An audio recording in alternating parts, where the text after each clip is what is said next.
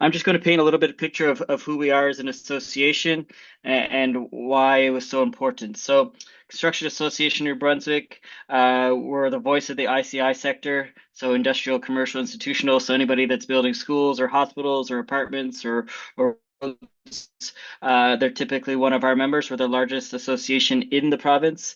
We're also supported by seven partner industry associations. So the New Brunswick Roofing Contractors being one of them, with Jamie as the lead staff member there. We have Merit, the electrical contractors, road builders, landscape, and we're also supported by our three regional offices, giving us our 600 member companies, representing over 33,000 hardworking New Brunswickers in our industry.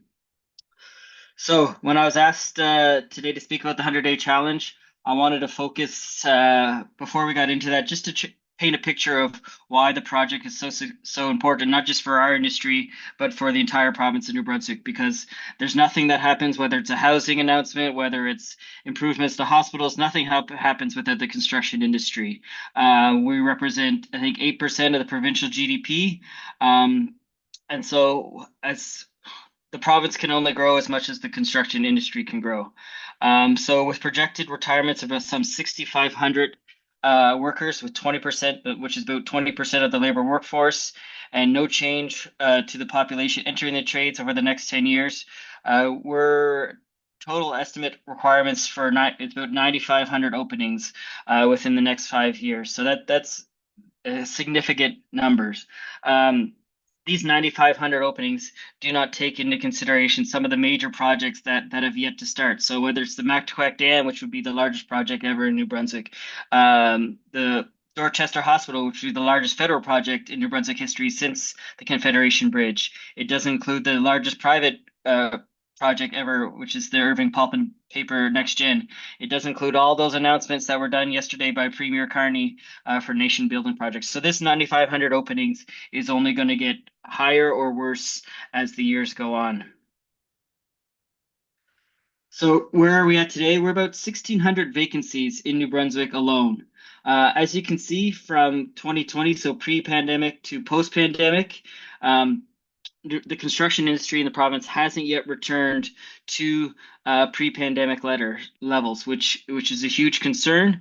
As you can see, we're at 2% vacancy, and now we're at 5% vacancy. The population growth, this chart here is something that you've all probably seen or heard before in one way or another.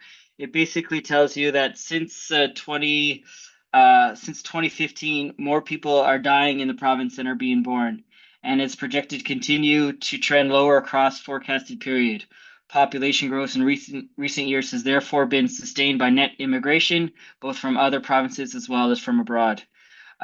Migration levels remained elevated in 2024, but as we know, there were a lot of cuts in the past year to the amount of people we were accepting in our province. So those numbers from 25 to 27 are expected to go down. Even though population growth is now exclusively driven by immigration, the construction industry in our province has yet to see the impact to those levels needed to replace expected retirements. New Brunswick construction sits far below the national average of percentage of immigrants working in the construction workforce. As we can see on the left, it's about in the green, it's about 21% of the construction workforce is anywhere west of New Brunswick is through immigration, and in New Brunswick, it's only 3.2 to 2.9, depending on what month and when the data is taken. Two main factors, as I see it, and as most of the country sees it, at least from our industry standpoint, the Canadian immigration system does not properly recognize the construction industry or the skilled trades the same way they do university grads. Immigrants built this country, and the only way we're going to tackle housing and infrastructure is through immigration. Secondly, for skilled trades employers in our province, often small and medium companies without HR staff, the complexity and cost of navigating immigration information is a major deterrent to even accessing that labor pool. This is just a quick slide based upon a membership survey. What are our members' single biggest work-related stressor? As you can see, overwhelming 39% labor supply, with second being getting paid promptly, which is for another slideshow, and hopefully more ears hear that. And of course, the single biggest challenge facing you from growing your business in New Brunswick, 74% said labor supply. So 2023 and 2024 were big years for our association as we led three major projects that I feel will forever change the landscape of the construction industry and the labor force in our province. To accomplish this, I worked really hard with leaders from education, post-secondary education, skilled trades NB, Working New Brunswick, Immigration New Brunswick, and federal partners at COA to build the construction labor force. In the summer of 2023, we work with our federal and provincial counterparts to create a labor force adjustment committee to address the future and current labor shortages in our industry. A labor force adjustment committee is a mechanism that the province has used in the past, whether it's the closing of the Beldoon smelt factory or other major closures or changes in population that have really affected the local community. This time we used the Labor Force Adjustment Committee to help form this committee. As you can see, this was the first time ever that we had members of government, the unions, the home builders, the ICI sector, as well as New Brunswick Business Council coming together to address the major issue. As I was putting together the Labor Force Adjustment Committee, so I was also doing research as I was learning about what previous successes of labor force adjustment committees, the time it takes for labor force adjustment committees to see things through. I was also doing research on the side for best practices and looking for innovative approaches to international recruitment. I was drawn to the Pond-Deshpande Centre, who work with UNB to address similar immigration challenges to the New Brunswick healthcare system. So it was almost when they started their project 5 or 6 years ago, it was almost the same levels. It was only about 3% of the nursing industry were through immigration. So very similar numbers that we were facing, very similar challenges in terms of credential recognition as well. So it was a project, and PDC was something that was new to me. But learning more, it seemed like a good fit. PDC is New Brunswick's Public and Social Innovation Lab, and they introduced me to the methodology from the Re-Institute, which is a leading international non-for-profit dedicated to driving transformative impacts on complex societal challenges. Led by CANB, this collaboration paved the way for Canada's first ever 100-day challenge. This is not just the first ever 100-day challenge for the construction industry, but the first time this methodology was used in the country. It shows how we were leading the way, both nationally for our members and also because everything we do is benefits for the province. Before we let Simon take over, I just wanted to show you this recruitment slide. This is, as I mentioned, this is not only the first time that some of those industry partners came together, but we also included academia, newcomer settlement services, so New Brunswick Multicultural Council. The business community showed an interest in the construction industry like we haven't seen before. And our industry represents both union and non-union, but we wanted to make sure we had a union sector on the committee as well. So as you can see, we had 3 different committee groups, over 30 volunteers, of which Jamie and Tristy, who are on the call, are members of these teams. I won't go too much to Simon's, but I just wanted to let you know that our goal was to ensure that each of these committees had more industry than government on the committees. It was also important that the government representatives on the committees could make a significant difference with the information they were receiving. And I also recruited small, medium, and large industry partners and companies, also those that had success with immigration and those that have been scared away with it, whether through previous experience or just the complexity behind it. So from there, unless there's any other questions, I'll let Simon take over. Thanks so much, John Ryan. I really appreciate that introduction. So before diving into, I think what many of us are here for to figure out, what has been implemented to address those challenges that John Ryan just identified, I just want to talk a little bit about the process through which we got there. So John Ryan mentioned that, this is an urgent issue. It's a serious issue. It requires fast action. And I think the process that we followed to get to that fast action is really important. So, as John Ryan mentioned, the PDC, the Pond-Deshpande Centre, was brought in to conduct what's called a Rapid Innovation Challenge. This is a 100-day, fast-paced process where we bring together leaders and stakeholders, people who maybe wouldn't even normally share a table. So employers, industry, government agencies, researchers, community partners, we bring them together to explore problems and co-develop solutions. fundamentally, what we do at the PDC is bring people together to solve complex challenges. And the methodology we use is innovative. It's new, as John Ryan mentioned, and it follows a specific sort of structure that I'm going to just talk about a little bit here. So the model that we follow, the Rapid Innovation Challenge, has three phases. During the discovery phase, we research the problem. We work with industry leaders, government agencies, and systems leaders to learn more about and identify the problem. During the implementation phase, we bring stakeholders together. So that list of folks that John Ryan just had, we brought all of those people together. Some of them are here today. Welcome. We bring those people together through 100 days to collaborate and co-design what we call prototypes, which are small testable solutions to address the problem and the challenge areas which are defined in the first phase. And this is where, again, we conduct what's called a 100-day challenge. And during this portion of the project, three groups met weekly to deliberate and discuss the challenge or the problem that they were presented with, and again, to co-design prototypes. Finally, we have the sustaining phase, and this is where those prototypes are taken back to those leaders, that leadership council that John Ryan mentioned. We bring it to the people who have the ability to create change and to implement the prototypes that we've developed. And the idea behind all of this is to move from insight to action quickly. And at the end of the process, we have a process that delivers feasible, viable, and testable solutions which are ready to be implemented. You can hit the next slide there. Perfect. So during the discovery phase, that first phase, one of the things that we do, which is, I think, really crucial, is we develop what's called a theory of change. So we're trying to understand the problem that John Ryan identified, right? And he identified several. Labor shortage, low percentage of immigrants in the construction workforce. How we understand those challenges or those problems is really vital. So how we define the problem, how we scope the problem, how we focus the problem is going to determine the framing and the conditions through which we develop our solutions.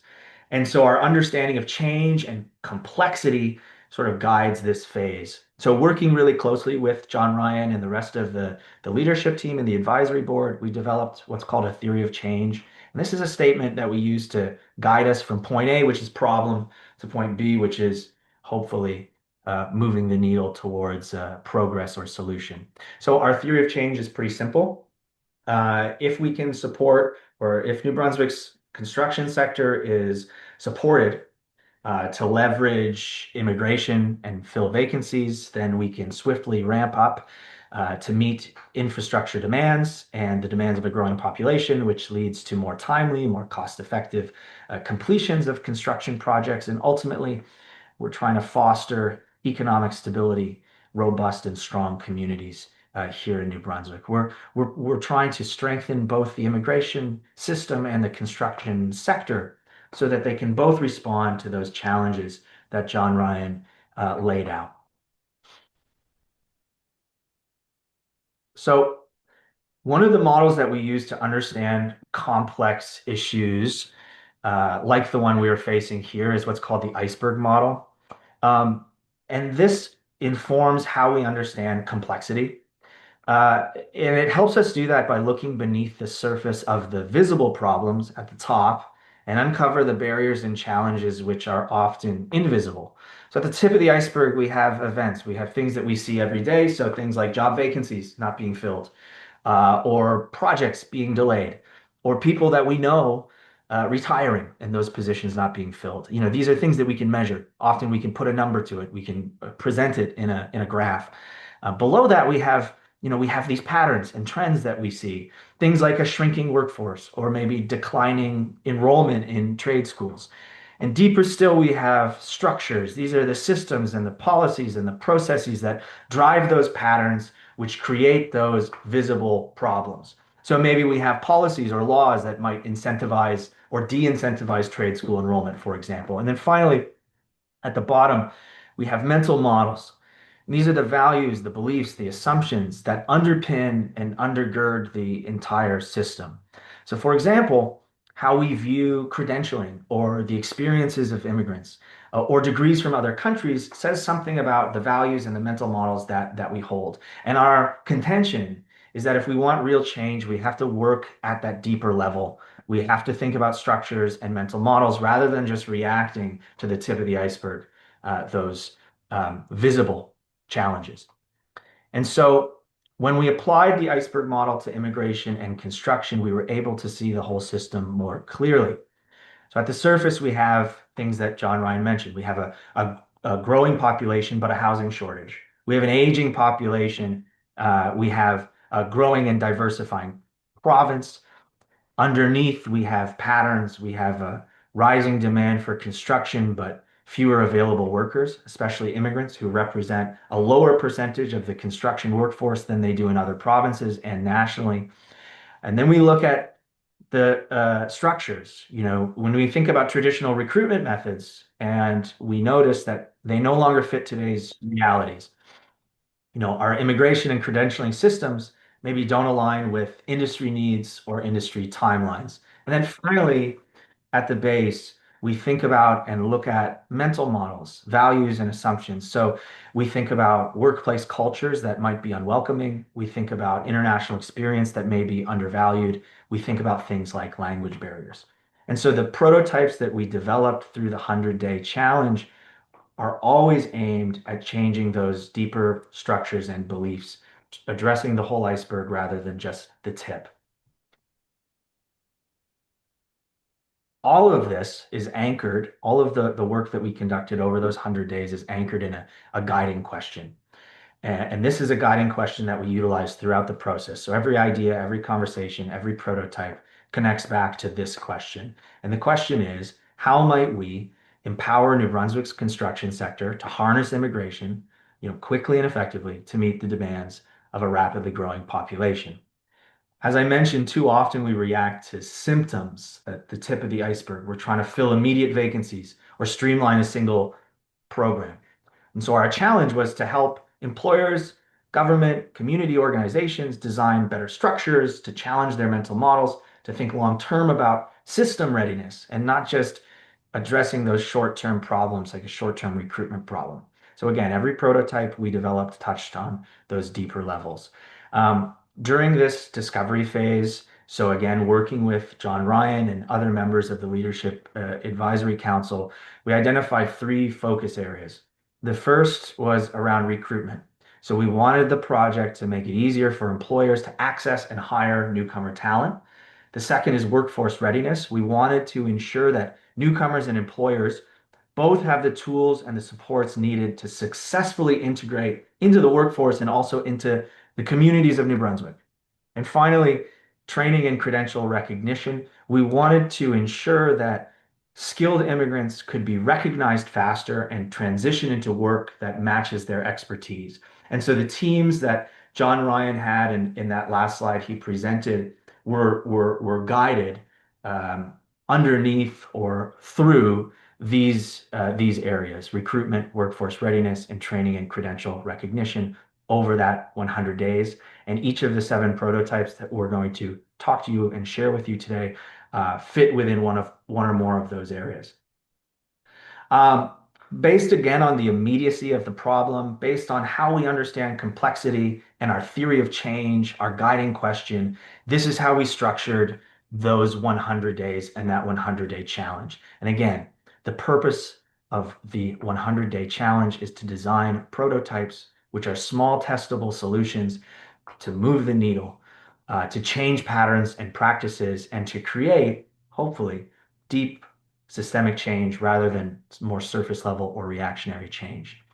The discovery phase, again, is where working with systems leaders, folks like John Ryan, we conduct interviews, we conduct research, we work with the leadership team to define the problem really clearly and create a how might we statement.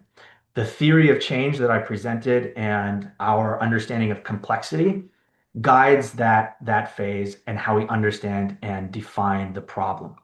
During the implementation phase, we launch our 100-day challenge. And this is where we brought together about 30 stakeholders, some of whom, again, are here today. Thank you so much for being here and for participating. We brought together about 30 stakeholders from New Brunswick, from industry, from government, from community organizations, from academia. We brought people together to better understand and co-create prototypes around each of those three challenge areas. The 100-day challenge begins with a launch workshop. This is where we bring everyone together. We define and explore the problem. We identify how we understand change.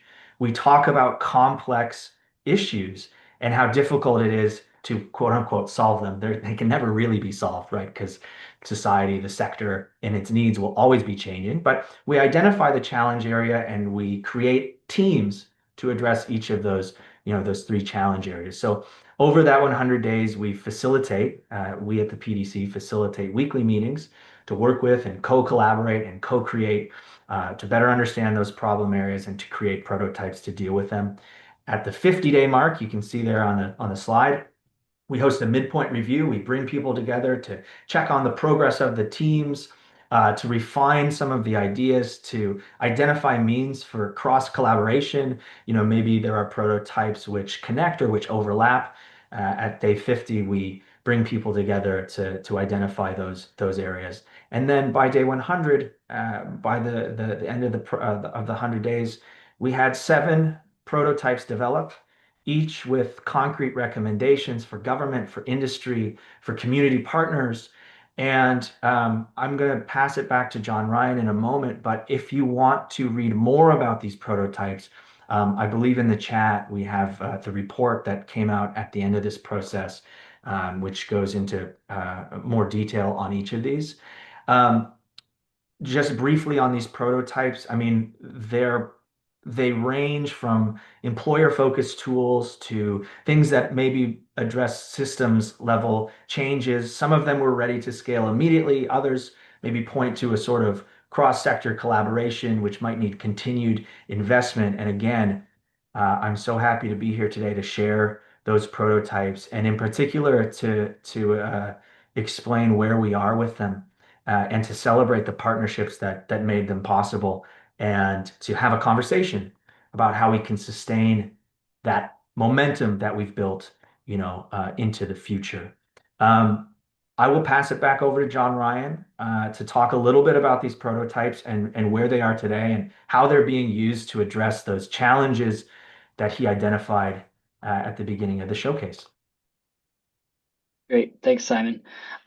While this screen is up on, I reflected a little bit on my introduction, and I think the 100 days, the limited amount of time that we were given was key to the project. Not only like the recruitment of the members were the most important thing, was the reason why we're successful, but the reason why we're able to recruit so many people from industry was because of the 100-day maximum. We told them exactly it's going to be once a week or twice a week for 100 days. At the end of the project, we're going to have more than a piece of paper that we can deliver to the province. We're going to make significant changes that'll help you as an industry. So I think that short time frame, as opposed to a 2 or 3 year or 4 year labor force adjustment committee, I think that was key to ensuring that we had the right people around the table, knowing exactly how long they had to commit to a project. We're trying to recruit members of the construction industry during a labor crisis, during a construction crisis, during an infrastructure crisis. It was really hard and really challenging, but it's because of how passionate our members are and our industry is to seeing innovative changes. So I'll talk a little bit about some of the prototype recommendations. Like I said, we promised when we took over this project from the Labor Force Adjustment Committee, we committed to 3 prototype recommendations with 1 per team. But in the end, we're able to provide 7 prototype recommendations. Not only these prototype recommendations came beyond, started after the project during the sustaining phase, but some of these, like, they're just light bulb moments that, oh, we should have been doing this all along, and work began by the province and specifically Skilled Trades New Brunswick under the old apprenticeship office on making changes just from some of the conversations that happened throughout this process. So these are the 7 prototype recommendations. Some of them are pretty obvious in terms of what they'll do. Some of them not so obvious. And with 2 of our members here that were on these committees, maybe they can help fill in some gaps if there's any questions. But I'm going to go through relatively quickly. Shared HR support. Basically, what we what we found through the conversations, as I mentioned, of our 600 members, 599 of them would be considered small or medium. So what we are hoping to do, and what is the next step, is to try to find a gap between what the services Working New Brunswick provides and what where the gap is between our employers and Service New Brunswick. There's a spot there where people that have, whether they're doing HR out of their truck or their home or their kitchen, or even if they have 1 or 2 HR professionals at their company, there was very few people that had the expertise in immigration. Our goal from that prototype was to hire, whether it's a specific person within industry um, or a regulated Canadian immigration consultant, to address that gap to try to increase more people, more members that have been scared off by the immigration process, to use the immigration streams to help um, fill in some of their gaps. The HR community of practice. That was one of the things, that was a light bulb moment from one of the conversations, that, I did my best to recruit companies that had HR personnel with them, but even those that are seasoned HR professionals still challenged to recruit immigration. Not only do the guidelines and laws change frequently, it's just overwhelming for some when it comes to the credential recognition piece and other things. And so this was an idea, basically bring together monthly meetings of those that are working to recruit internationally within the New Brunswick construction industry, for whether they're lunch and learns or just an opportunity to learn off one another. Prototype C. So this is an employer roadmap. This we saw as going hand in hand with the success of Prototype A. We don't think we think if the HR support role didn't have the roadmap, they'd be overwhelmed, and we think if it was only the roadmap, then our employers would not have that contact person, that voice to help them through, to even to view or review applications being made. So you can see just a quick diagram on the left there of what the roadmap would look like. So this is just by simplifying access to the resources, employers could be more effectively engaged with the recruitment process and make informed decisions without burden searching through various sources. So, like I said, the websites changed, the rules changed. So part of the main opportunity of this HR support role was to ensure that those links were current and update and provided real solutions to our members and industry. Prototype D, E, F, and G, these really fell onto skilled trades New Brunswick, which is apprenticeship, which falls under post-secondary education, training, and labor. And a lot of this came from the recruitment piece, but as well as the credential recognition piece. And some of these, like I mentioned, the skilled trades in Brunswick have already started making some of these. They've already pre-assessed 8 different. So there's a Sinai Institute in Brazil. They've already pre-assessed 8 institutes. So 8 programs offered in Brazil are now recognized in New Brunswick. We've seen changes to make the employer skills gap assessment, whether that's done electronically or for newcomers that are in this province. And credential recognitions for institutions outside Canada. They've been in Brazil for over a year now, and we're also actually bringing one of my speaking points later is we're actually bringing members down to Brazil in January to help review their programming, review their standards, and to hopefully recruit and interview potential skilled tradespeople to the province. This project was successful on many levels. And like I mentioned, it wasn't just another report, which was key to me being involved as well. It's really challenging when you advocate with just a piece of paper. These are tried and tested solutions and recommendations that were industry led, with government at the table, and we feel that that's why they were successful. So since then, like I mentioned, they completed curriculum review of 8 international programs. implemented a policy change allowing employer-sponsored prior learning assessments and recognition policy to apprenticeship registration, piloted out-of-country level exams and pre-assessments. Working New Brunswick has even hired one additional person to focus on the skilled trades internationally. That person may be on this call with us today. It also provided funding for CNB employers to travel internationally to recruit missions. So this is something we've been pushing for a while, but this project really helped facilitate it. Now funding is available for our members for industry to go to Brazil, to pay for their hotel and to cover expenses of flights and things to get down there to recruit internationally. And that is a big win as well. And one of the other things is like I mentioned, we're co-sponsoring a trip to Brazil with Immigration New Brunswick, Skilled Trades NB, Working NB, and Construction Association to bring employers to see the Sinai Institute and to interview prospective students. Prototype A, B, and C fell on industry. And we're very, very close to posting position for an internal regulated Canadian immigration consultant. Through the sustaining phases and to ensure long-term success of the project. This role would serve as a single point of access for employers, so our members, particularly those with limited or no HR capacity, seeking to support and leveraging immigration to address workforce needs. One of the other outcomes that we weren't expecting was by the New Brunswick Multicultural Council. So that, again, this is the first time that they had ever been involved with a project or vice versa. They went back, reviewed their strategic plan, and made adjustments as an association to support the construction industry more and work with us on projects going forward. By equipping employers with the clear, practical tools such as the roadmap, and expert navigation tools such as the shared HR support role, CNB empowers them to effectively access integrate immigration talent, because not only are we working to recruit those internationally that aren't in Canada, there's many newcomers already in the province that have construction experience. So how do we get them through New Brunswick Multicultural Council, through Work in New Brunswick, through other pathways? How do we get them involved in the construction industry?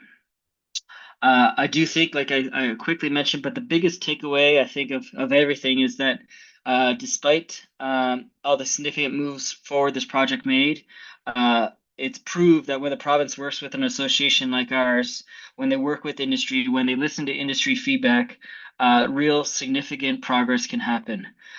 When you choose to not work with industry, like we've seen for years, the construction industry wasn't taken seriously, even though we represent 8% of the GDP, even though we have 33,000 New Brunswickers working in the construction industry. Up until very recently, it wasn't taken as seriously as it is now. So now that now that the province is working with our industry and working specifically with our association, we've been able to prove that collectively we can move this needle. And yeah, so that's about it for me, Simon. I don't know if you want to start taking questions now, or if there is Yeah. any questions. Yeah, thanks so much, John Ryan. I'll just say a few things. Again, thank you all so much for being here. It's been such a pleasure being part of this project and this process, and working with industry, government, and other community organizations, leaders, and other stakeholders to work towards moving the needle and working to meet some of those challenges has been incredibly rewarding. For anybody who wants to read more about the process or the outcomes, the reports that we published after the Rapid Innovation Challenge should be in the chat. They're also on our website, and you can contact us for any questions you might have. If you have any immediate questions, I would love to hear them, and John Ryan or myself will do our very best to answer them. Yes. If Jasmeet is there, could you put the reports in the chat again? I know you did it earlier, but I think maybe if people came in late, they wouldn't see it. Yeah, I can do that. If not. Thanks, Vanessa. Does anybody have any questions? Hi. Hi. Hi, Vanessa. Nice to see you again. I am working on a similar strategy for education for internationally trained educators, because we currently don't have a pathway that recognizes the vast majority of internationally trained educators. And so I'm really intrigued about the credential side of things, John Ryan, that you spoke of.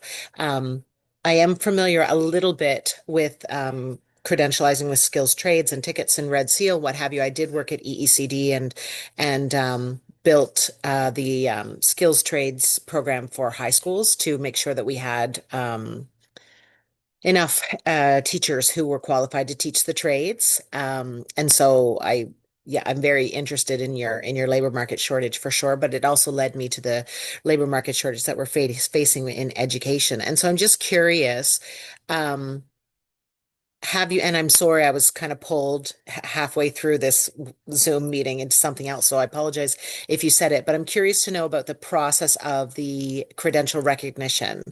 Has that been successfully overcome, or are you still in the process of trying to mitigate that? Thanks very much. John Ryan, I think that's one for you. Well, I might even pass it over to one of the team members if Jamie is willing to speak. Jamie Slip runs the Brunswick Roofing Contractors Association and was a member of the credential recognition team. So, if you know, I didn't know you were going to be on, but since you're on, I'm going to put you on the spot. Yeah, perfect. Who knew? I can say that at the time, a lot of the credential recognition was focused on uh, the apprenticeship group, and Rob Reed was kind of the main driver on conversation with him. Um, they were actively changing the way that they were doing things, and were planning to create policy and change within their own group for credential uh, recognition and things from outside. That said, we stopped for the 100-day challenge just shy of what does that mean? Like, which credential is matched? What is a what is an exact equal? So that may still be in the process. That may be part of a few different options, but our conversations were kind of geared towards if someone from a certain country or various countries has this type of credential that should match here. And so it was trying to be looked at more of a more broad thing than individual, like this university is accredited, so therefore they exist. It was trying to be more broadly open. It was at this point, I guess, a year ago. Um, yeah, so I don't know if they've made progress on it. I do know that we started our conversation with the nursing group because they were doing credential recognition, and after a couple of years, they had created a workflow, for lack of a better phrase, that said, like, if you're from the US, you're good. You'll just come over and we'll get you signed in. And I think there was a couple other countries that you basically had to write a particular test, and you were good. Where other countries, you had to do step 2, 3, or 4, depending on how far away from the Canadian standards that exist. And so we had looked at those options, but never never fully acknowledged credential recognition um, to that point of saying X and Y. But I'm sure it's in progress. And I think one of the challenges with the construction industry as opposed to nursing or education is in most countries, nursing or education do have some sort of post-secondary training. In construction industry, that's not necessarily the case. They could be a master mason from Syria, but they've never gone to school, and so they have zero credential recognition. So I think that's what made the challenge even more daunting for. But Rob Reed certainly at Amber, Rob Reed at Skilled Trades NB would be a great resource for you to see where they're currently at as of today. But yeah, it's something that they're continuing to work on, continually assessing programs.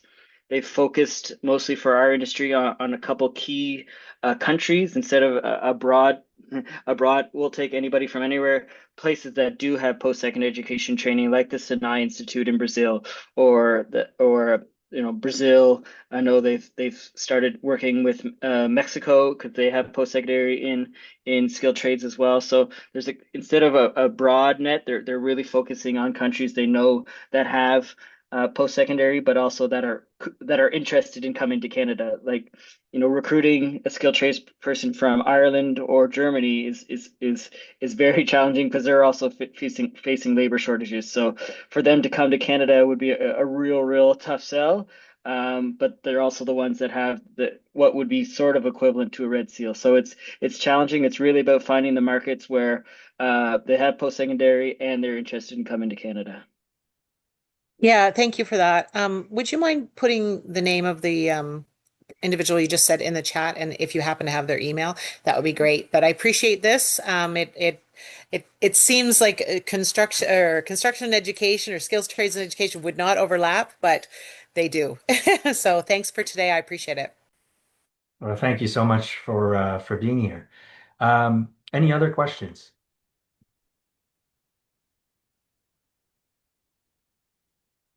And if you think of anything, our email is in the chat, so feel free to reach out via email if you can think of anything. I'll leave it for another minute, and if anybody has anything, feel free.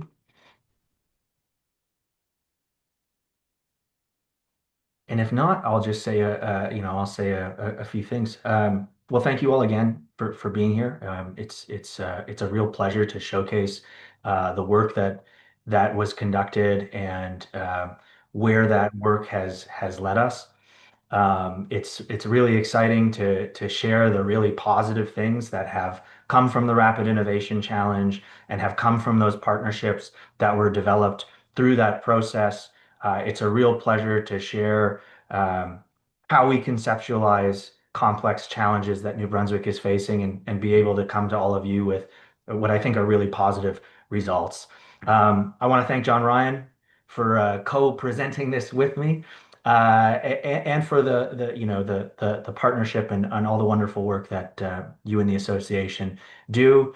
If anybody has any questions, comments, or concerns, you can find me at the Pond-Deshpande Centre.ca. It's in the chat. You can find John Ryan at the Construction Association. I don't know what the website is off the top of my head, but I think he's ConstructNB.ca. ConstructNB.ca. Thank you so much. Thank you all so much. Have a great rest of your Thursday.